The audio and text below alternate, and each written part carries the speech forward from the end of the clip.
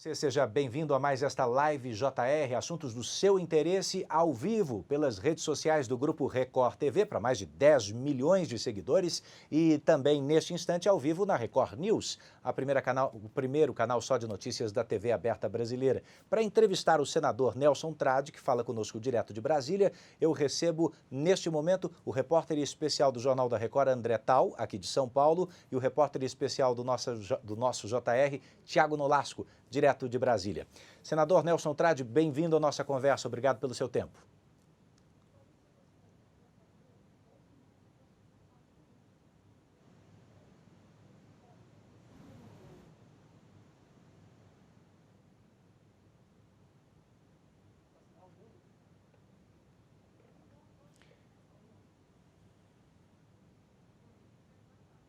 Por algum motivo eu não ouço o senador. Por algum motivo eu não estou lhe ouvindo, senador. Talvez o microfone da sua câmera esteja desabilitado. Sim. Aí, agora voltou. Então, mais uma vez, Prazer bem-vindo. estar falando com você, Eduardo. Prazer, Tiago Nolasco. Um prazer, André Tal. É uma satisfação estar falando com a Record Nacional nessa live. Estamos às ordens. O prazer é todo nosso. Eu aproveito para apresentar para o telespectador o nosso entrevistado e já chamando você a participar. Use aí as suas redes sociais com a hashtag LiveJR e mande perguntas para o senador, que antes de ser senador é médico, foi vereador e prefeito em Campo Grande, foi deputado estadual e, como senador, é o presidente da Comissão de Relações Exteriores e também de Defesa Nacional do Senado da República. Senador, talvez o senhor tenha sido uma das primeiras figuras públicas, políticas aqui no Brasil a contrair o novo coronavírus, na viagem, na participação que o senhor teve na comitiva do presidente Jair Bolsonaro ao estado da Flórida, nos Estados Unidos. Eu queria uma rápida avaliação sobre que doença é essa com a qual estamos lidando e pelas informações que o senhor acompanha, o senhor como médico, nós estamos lidando bem com a pandemia? Em que ponto da pandemia nós estamos na sua avaliação como político e médico? Bom, Eduardo, realmente você apresentou o meu currículo e é uma coisa rotineira que está acontecendo, essa questão de eu ter contraído o coronavírus e ter sobrevivido entrou no meu currículo. Então as pessoas sempre me apresentam daquilo tudo que eu conquistei na minha vida, o que eu fiz, mas aí sempre vem esse assunto. Mas é um assunto que, com a experiência que eu tenho como paciente e médico, é muito importante passar para a população. Infelizmente, é um inimigo oculto que pouco nós sabemos. Esse Covid-19, o coronavírus, ele pegou todos nós de calça curta, como diz o jargão popular. E eu costumo dizer que nós todos entramos em safety car. É igual quando tem aquele acidente numa pista de carro, o carrinho entra e breca todo mundo para trás para você poder limpar a pista, reorganizar tudo e aí prosseguir a jornada. Realmente, é uma doença que te adoece. Ela te joga para a cama, ela te derruba. Esses sintomas iniciais parecem mesmo uma gripe fraca, mas ele serve como um alerta, ainda mais no momento que nós estamos vivendo. A partir do momento que ele vem e acomete o ser humano, aquela recomendação inicial, procure ficar em casa e se resguarda, eu entendo que ela deveria ser modificada no seguinte sentido: você teve o sintoma inicial, procure imediatamente a unidade básica de saúde, o atendimento médico mais próximo. Por quê? Porque existem teses, podem ser empíricas, mas existem, tem muito profissional médico, que é o único que tem legitimidade de prescrever o remédio certo para o seu paciente, porque daí se der algum efeito colateral, a responsabilidade é do CRM desse médico. Então, tem muitos colegas que estão usando, nos primeiros sintomas do Covid, estão usando a cloroquina, a ivermectina, o sulfato de zinco e a azitromicina. Num estágio um pouco mais avançado, é que se usa o corticoide. Agora, o que se sabe dessa doença é que, enquanto não sair a vacina, não se tem um remédio efetivo, protocolar, para você poder combater o Covid-19. Ou seja, o senhor faria aqui uma recomendação oposta àquela naturalmente feita, ou seja, de tratamento com remédio, acompanhamento médico, claro, mas o quanto antes melhor, para que a gente não precise chegar àqueles 20% que vão necessitar de um respirador e aí pode ser tarde demais. Daqui a pouquinho a gente volta a falar sobre o assunto pandemia. Vamos Sim. girar Não, aqui deixa eu a só nossa fazer sequência. uma consideração aqui, Claro. na qualidade de médico. Imagine você, repórter, você que é um apresentador, não conseguir dar uma notícia. Imagina a angústia, você como profissional, você está diante da câmera, diante de tudo, mas você não conseguir expressar a notícia que você tem que dar. Assim é a falta de ar, assim né? que o médico se sente diante de um paciente que você não tem um remédio para poder aplicar nele. Então, realmente é algo muito angustiante. Ontem, eu fui demandado como médico para ver uma sobrinha minha, que testou positivo. Olhou no fundo dos meus olhos, com máscara, eu com máscara, ela. Tio, que remédio que eu tenho que tomar? Você olhar para ela e falar, calma que o seu corpo vai reagir bem. É realmente muito difícil. É uma incerteza grande, é verdade. Obrigado pelo seu depoimento. Senador, eu passo agora para Brasília com o Thiago Nolasco. Sua pergunta, Thiago. Edu, boa tarde para você, para o André, para o senador também. Senador, eu gostaria de continuar falando um pouquinho sobre a questão da pandemia, mas no aspecto de administração pública.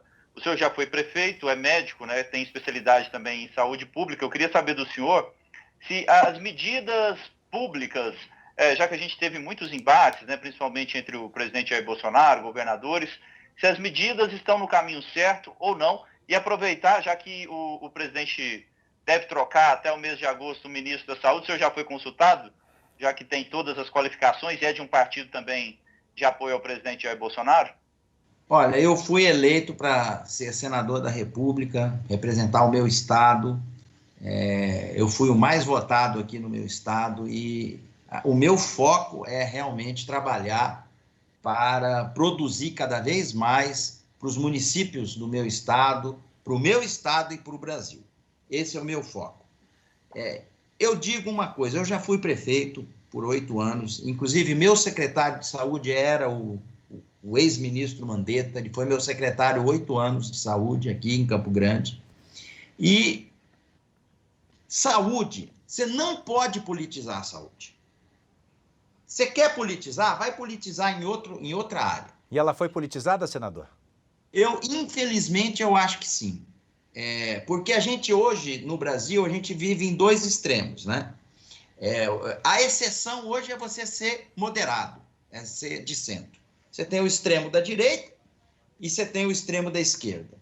Mais do que natural, diante de uma mudança de anos que foi governado pela esquerda e agora temos um governo da direita.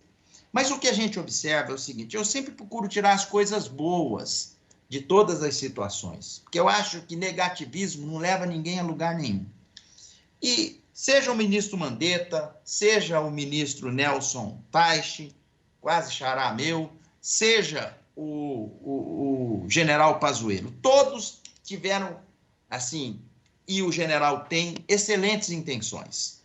Eu penso que faltou um pouco de habilidade, tanto do presidente Bolsonaro quanto dos 2 ministros que saíram, para poderem se compor, para poderem se unir. Eu cansei de falar para as pessoas que o presidente escuta, vamos parar com isso, é hora da gente unir. O que o Brasil quer é a união do presidente com o ministro da Saúde. Nós estamos lutando contra uma doença que vai levar milhares e milhares de pessoas ao óbito. Mas, infelizmente, isso não foi ouvido e tomou-se a decisão que tem que tomar, e ele tem toda a legitimidade, o presidente, de trocar aquele que ele não confia, que ele acha que passou da linha da bola, como disse o vice-presidente Mourão. Mas eu acho que isso são águas passadas. O atual ministro interino, que pela sua efetividade que está tendo nesse período todo, de interino, para mim, não tem nada, ele já está mais do que efetivo ali. Se ele for trocado, ele vai ser até em função da própria carreira dele. de militar, que tem alguns pontos ainda a serem galgados, mas é uma pessoa que, pelo menos, está dando respostas, é uma pessoa extremamente prática, objetiva, similar a um cirurgião. Cirurgião não pode ficar querendo pensar muito, porque senão o paciente morre na sua mão. Você tem que ser prático, rápido, incisivo e resolver o problema.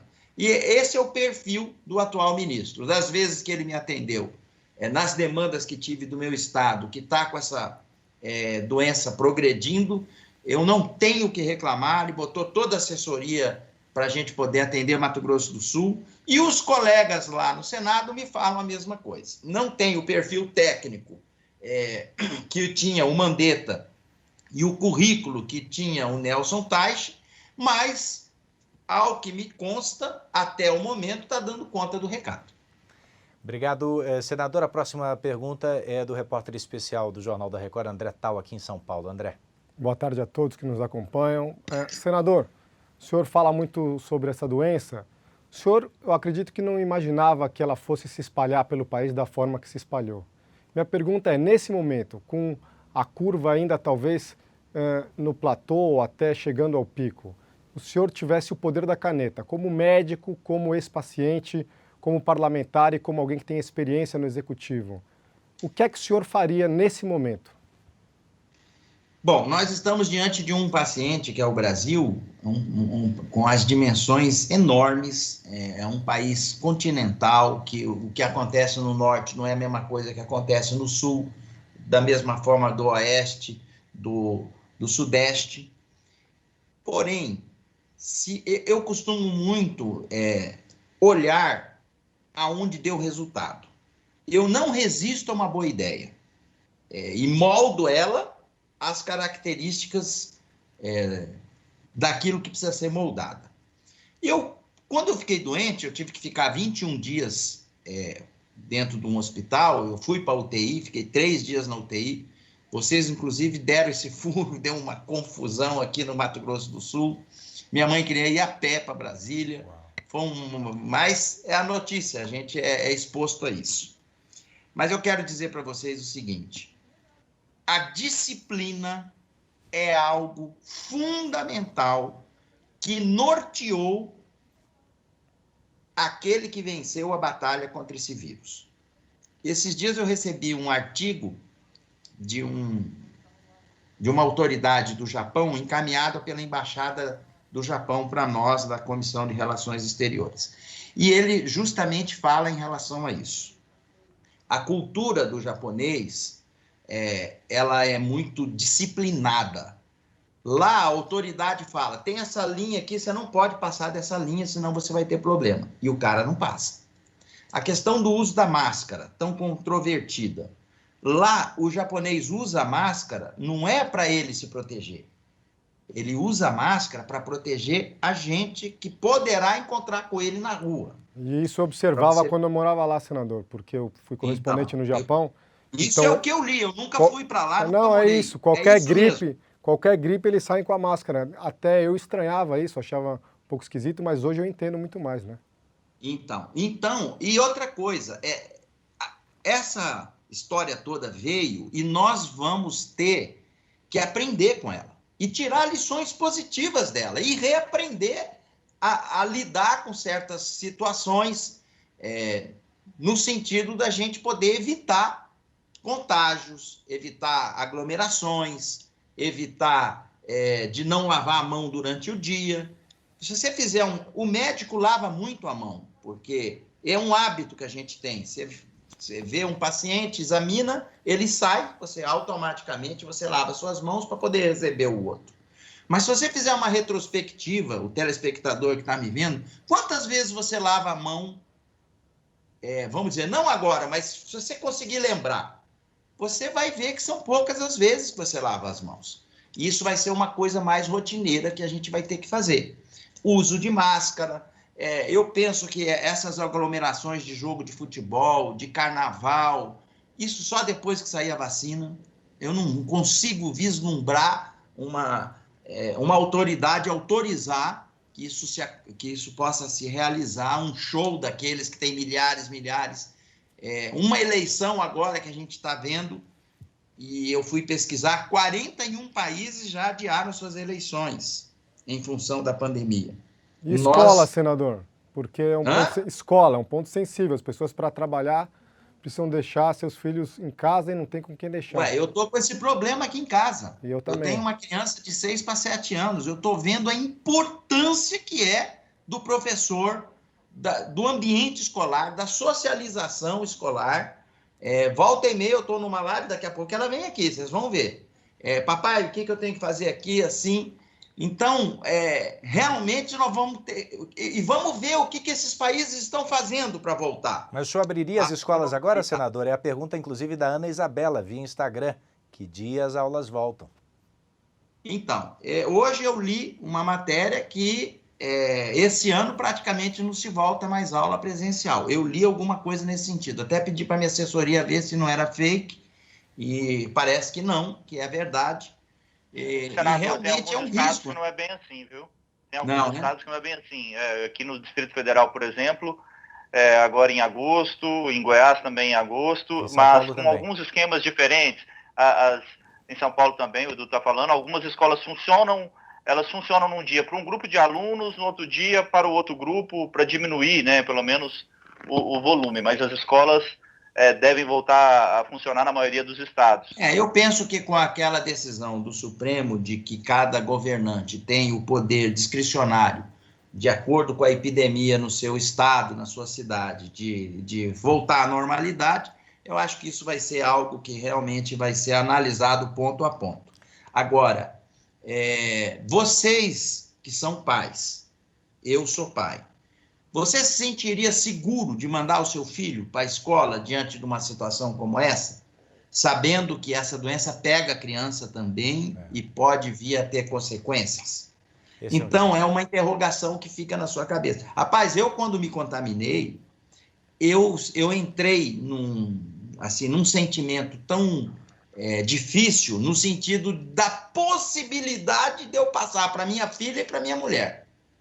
E na mesma hora que veio o resultado, eu falei para as duas, vai fazer o teste, se der negativo, vocês vão para Campo Grande. E foi o que aconteceu. Fiquei sozinho em Brasília, lidando com a doença no tempo que ela ficou no meu corpo. Eu vou trocar de assunto agora. Pois não, por favor. Vai lá, Edu. Eu só queria arrematar, né, dizendo que imagine então a situação daqueles pais e mães que não puderam fazer teste, né, que não tinham teste ao seu alcance e que assintomáticos acabaram transmitindo para suas famílias inteiras antes de descobrir que tinham a doença. É uma realidade complexa essa do Brasil que a gente já volta a discutir juntos. Você em casa ou pelas redes sociais deve estar percebendo que às vezes a cabeça do senador aparece um pouquinho cortadinha, né? Então eu vou pedir para o senador baixar um pouquinho o flip do computador o contrário, senador, o contrário, para que todo mundo possa vê-lo. E a câmera do computador do senador também é dotada de inteligência artificial, então à medida que ele se move para um lado ou para o outro, a câmera acompanha. Faço aqui essa justificativa. Edu, você vê a falta que faz um cinegrafista, né? Aqui também, estamos todos com câmeras Um robóticas. abraço a todos os cinegrafistas que fazem a imagem chegar perfeita aí para todo o Brasil. São profissões que a gente acaba por valorizar ainda mais em momentos como esse. Senador, eu queria agora puxar aqui a sardinha para todo trabalhador brasileiro que lhe assiste nesse momento e que teve, de alguma maneira, suas relações ou sua relação de trabalho com o patrão flexibilizada ou discutida a partir da medida provisória editada pelo governo federal. Medida provisória que devia ser votada no Senado e que foi surpreendentemente retirada da pauta. Eu queria saber do senhor por quê. Não havia apoio para aprová-la e como é que fica caducando a medida agora nesse fim de semana, no próximo domingo? Então, lá no Senado, ali é uma casa que tem uma característica conciliatória. E, normalmente, as medidas que vão lá, elas carecem e precisam de uma discussão prévia dos líderes para poder chegar para a votação redonda, como diz no jargão popular. E isso não conseguiu. O senador Irajá, por mais que tenha se esforçado, não conseguiu fazer essa conclusão de se chegar, vamos dizer assim, sem maiores problemas. E o presidente Davi achou por bem retirar da votação, porque corria sérios riscos de ficar pior do que já está.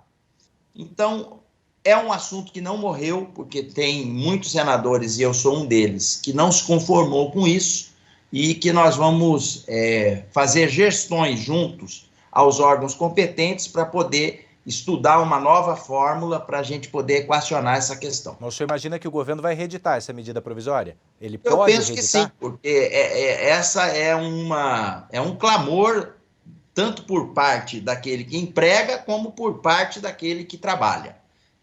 Tem certos assuntos que são complexos. Você quer um assunto mais complexo que a reforma tributária? É verdade. Não tem. E já estão querendo botar a semana que vem. Então, para quem lida com uma reforma tributária e que é essencial no nosso entendimento, no sentido de simplificar os impostos, no sentido de reduzir carga tributária, eu penso que é um instante de se rever isso aí. Desculpa, e há que se ter um planejamento de retomada do desenvolvimento econômico, Edu. Isso aí é imprescindível no momento pós-pandemia. Tem que se organizar isso, tem que dar um passo para trás para poder dar 10 para frente. Não é hora de criar imposto, não é hora de aumentar a carga tributária para empresário, para aqueles que geram os empregos. É momento, sim, de reflexão, de estender o braço forte do governo federal para os mais fracos, que são os estados e os municípios.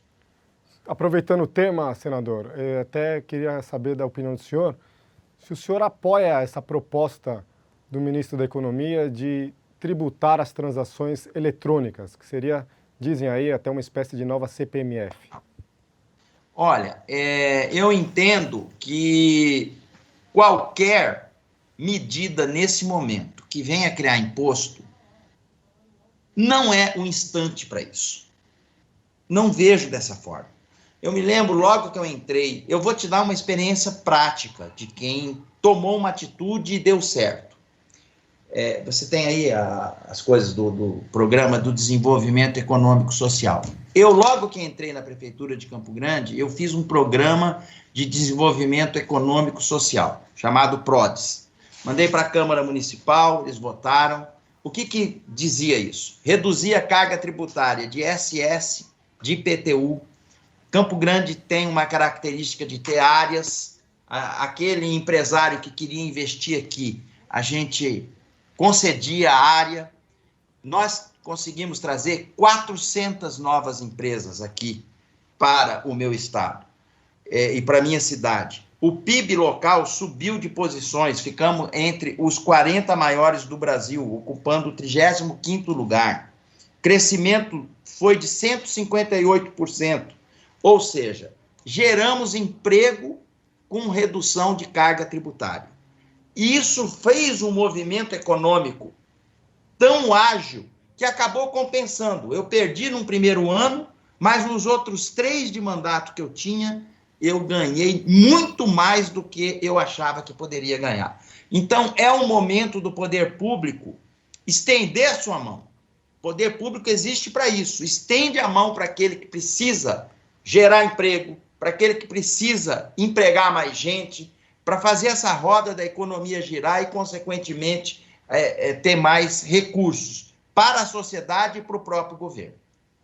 Senador Nelson, senador, continuando nesse tema sobre a questão do imposto de transações eletrônicas, né, que poderia aí substituir a desoneração da folha de pagamento, os impostos sobre a folha de pagamento das empresas, que é sempre um tema que o ministro Paulo Guedes vem falando desde o início do governo. Ele sempre teve a intenção de tirar os impostos da folha de pagamento e mudar para um outro tipo de tributação. O senhor acha que não funcionaria, então, esse plano do ministro? Olha, eu não vou aqui prejulgar uma matéria que eu não tive ainda conhecimento. Eu não sou assim. Eu vou ler a matéria que ele está mandando. Com certeza, na minha avaliação, não é o momento propício para isso, porque uma matéria como essa haverá de ter muita discussão, haverá de ter muita explicação, muito convencimento, para ela poder... Muito cálculo também, né? Exato. Agora, nós estamos vivendo num momento em que praticamente tudo está sendo feito via internet. para você se preservar, é recomendado você ficar em casa. Então você faz as suas compras pela internet, você se organiza pela internet, você fala pela internet, está fazendo entrevista pela internet. Então, é uma saída, é uma jogada realmente, vamos dizer, inteligente, no sentido de ser um filão tributário. O executivo tem que olhar isso, porque dinheiro não brota da mesa. Você tem que criar mecanismos para você poder investir. Agora, será o momento oportuno para isso? Senador, e isso atrapalha as discussões? Esse não contato dos parlamentares aqui em Brasília? E muito, amigo. E muito. Uma matéria como essa requer audiência pública, requer debate na comissão apropriada. Por exemplo, a minha comissão, saindo um pouco, só para você ver, eu estou com mais de 40 indicações de embaixadores sem poder votar. Essa questão remota, ela está funcionando para você poder manter o arroz com feijão do trâmite do Senado. Agora, as matérias mais específicas não estão podendo. E eu fui esses dias argumentar com o presidente Davi e ele me convenceu. Ele falou, Nelsinho, dentro do Senado eu tenho várias empresas terceirizadas. Muitas delas têm empregados de terceira idade. Vamos dizer que a gente coloque 3 a 4 assessores por senador. Volta às sessões. Você sabe quantos que tem que pôr lá para dentro? 2.000. Isso no Senado, que são 81. Se alguém pegar alguma coisa, já é grande não estando lá dentro. Imagina se o cara está lá dentro, pega uma doença dessa e morre. Como é que vai ficar, gente? O presidente da Câmara, Rodrigo Maia, também, quando esteve aqui na Live JR, disse que a Câmara estava mais produtiva, mas estava discutindo menos os assuntos com a falta das audiências públicas, mesmo relato de outros parlamentares. Deixa eu introduzir um outro assunto aqui e já eu vou ler outras perguntas de internautas. Pode continuar fazendo o seu comentário, mande sua pergunta para o senador Nelson Trade, usando a hashtag LiveJR. Senador, essa emergência que brasileiros vivem no país angolano, no país da África chamado Angola. Eu já estive lá em 2018, passei 30 dias, vi uma receptividade tremenda daquela população, estamos todos surpresos por essa animosidade. O senhor tem alguma novidade em relação ao trabalho da sua comissão, a Comissão de Relações Exteriores do Senado, em relação a isso? Eduardo, primeiro dizer da nossa indignação recheada de surpresa de uma situação como essa está acontecendo. Nós temos no nosso DNA brasileiro, do nosso país Brasil, a palavra paz, estampada na cara do brasileiro, na ação do Brasil, e isso eu recebi várias delegações de outros países como presidente da Comissão de Relações Exteriores, e isso é colocado sempre que um deles vem nos visitar ou quando a gente vai visitar alguém. E surge uma situação como essa, num país que fala a mesma língua que a gente, que tem, pelo menos tinha, porque isso acabou maculando, uma imagem de relação diplomática mais do que amistosa, é algo que realmente precisa ser devidamente esclarecido e mais do que isso. Vamos se colocar no lugar dos brasileiros que estão lá, que estão sofrendo esses problemas. Eles precisam de segurança. Eles precisam de um mínimo de proteção para eles poderem viver. Ao que nos consta, muitos deles foram expulsos das suas casas, sem condição de levar sua roupa. Para onde que vai um brasileiro desse, que acontece isso lá? Então, isso me causou uma indignação muito grande. De pronto, a gente fez um requerimento que já foi aprovado na sessão de ontem do Senado, da criação de uma comissão de 8 parlamentares, de acordo com o artigo 74 do regimento do Senado, e dia 9 de agosto acaba as restrições do fechamento de fronteira em Angola. Essa comissão já fez um requerimento para o ministro da Defesa para que disponibilize um avião da FAB para que a gente possa ir a trabalho, a serviço, constatar em loco essa questão e recorrer das autoridades angolanas o mínimo de segurança para os brasileiros que estão lá. Porque isso começa assim, com um determinado grupo, com determinadas pessoas, e pessoas que estão lá para levar a palavra de Deus, rapaz, para levar a palavra de fé. Ninguém que está lá, que está sendo agredido, está querendo promover alguma guerra, alguma confusão com ninguém. Muito pelo contrário, quantos e quantos milhares de angolanos que esses pastores conseguiram recuperar com projetos educativos, com orientações, com conselhos, aproximando Deus dessas pessoas. Então, é algo que realmente... Na quarta-feira eu tenho uma audiência com o ministro Ernesto, das Relações Exteriores, vou tratar desse assunto, porque até dia 9 de agosto ainda tem muito tempo que esse pessoal vai ficar, vamos dizer assim, sem proteção lá. Certo. Nós vamos promover uma reunião igual essa, de videoconferência, com as autoridades angolanas, para mostrar que o Brasil está atento a isso e que nós não vamos aceitar isso aí. Tá bem. Isso é inadmissível no tempo que nós estamos vivendo, num país que prega e pratica a paz, que é o caso do Brasil, e que exige que aquele que tem a mínima de relação fraternal com a gente, que possa fazer a mesma coisa do que a gente faz. Eu iria estar também indignado se angolanos aqui no Brasil tivessem o tratamento que brasileiros estão tendo lá. Então, não dá para aceitar uma situação como essa nos tempos que nós estamos vivendo. Faltam 5 minutos para a gente encerrar. Eu vou passar a palavra para o André Tal, que inclusive tem acompanhado de perto essa situação e fazer aqui um registro. O Tal mantém o assunto ou troca de assunto se quiser, mas são mais de 60 brasileiros sob ameaça nesse momento em Angola, todos ligados à Igreja Universal do Reino de Deus. André. Senador, o senhor já falou bastante sobre Angola, mas eu gostaria de manter o assunto sobre política internacional. A gente teve, há um ano exatamente, a assinatura do Tratado de Livre Comércio entre Mercosul e União Europeia. Esse tratado precisa ser ratificado, isso depende de um processo longo, principalmente dos 27 Estados-membros da União Europeia. Minha pergunta para o senhor é o seguinte: a imagem do Brasil, principalmente pela questão do desmatamento, pode atrapalhar na ratificação desse acordo? E o segredo seria conseguir que Angela Merkel, chanceler alemã, seja uma aliada nessa luta, até porque a indústria alemã é quem mais se beneficiaria de um acordo como esse? Bom, veja bem, quando esse acordo foi anunciado, a minha assessoria da Comissão de Relações Exteriores falou, olha, normalmente um acordo entre um país e outro comercial leva em torno de 2 a 4 anos para poder sair do papel e efetivamente beneficiar aquele que está lá na ponta esperando esse benefício. Então, um acordo como esse, ele ainda vai durar anos para ele poder sair do papel.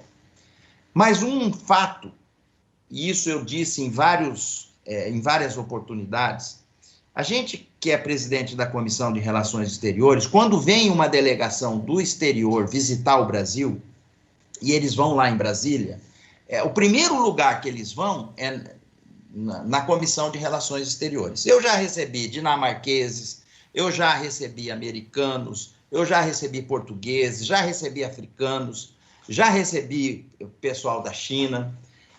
Gente, é impressionante como que a narrativa que chegou a eles da nossa questão da Amazônia é ruim.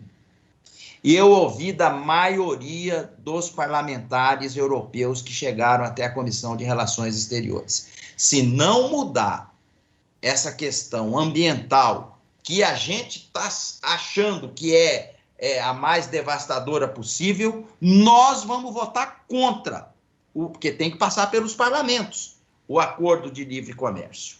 Então, com essa preocupação, eu levei essa preocupação até o Palácio do Planalto. Nós resolvemos reativar o Parlamento Amazônico. Qual a finalidade? Porque você ia no Palácio do Planalto e falava, não é assim do jeito que estão falando. A realidade é outra. Aí você ouvia as ONGs, não, é isso mesmo, está desmatando, está queimando. Então a gente queria reativar o Parlamento Amazônico para quê? Para os 9 países que compõem a Amazônia pudessem designar os seus membros e que a gente pudesse verificar em loco o que realmente estaria acontecendo. Eu tinha 3 viagens marcadas para Bogotá, para Quito e para Lima.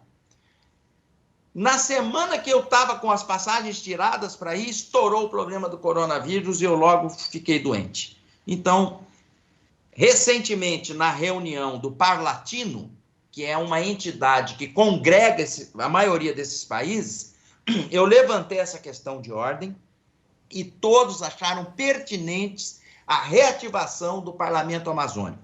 Na vez que o general Hamilton Mourão foi ao Senado responder sobre isso, eu também fiz essa pergunta e ele de pronto disse que somaria esforços ao Parlamento Amazônico para a gente poder levar uma narrativa real. Se for ruim, leva a narrativa que tem que levar. Agora, se não for isso, que a gente possa corrigir o que infelizmente pregaram lá para fora sobre a nossa realidade ambiental e acaba realmente dando um problema muito sério para nós e nós vamos sofrer muitas consequências por isso.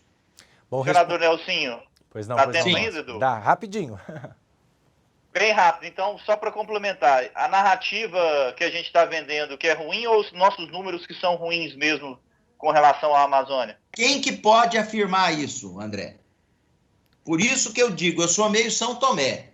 Eu vou insistir nessa tese, vamos refundar, porque esse parlamento está adormecido há mais de 10 anos, ele funcionava antes.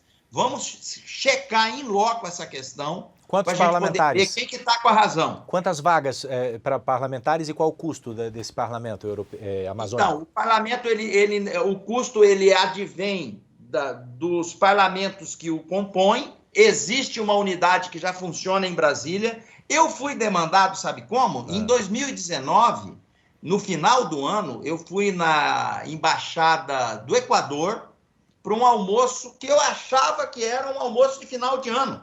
Era a véspera de Natal. Quando eu chego lá, tem 9 embaixadores. Eu falei, mas o que está acontecendo? Não, nós queremos que refunde o Parlamento Amazônico. Então, é algo que realmente se faz necessário. O presidente Bolsonaro teve essa tacada de criar esse conselho. E isso... Você sabe qual que é a nossa imagem lá? É de uma moça bonita, sem maquiagem, quando ela ri não tem nenhum dente na frente. Essa é a imagem da Amazônia do Brasil lá fora.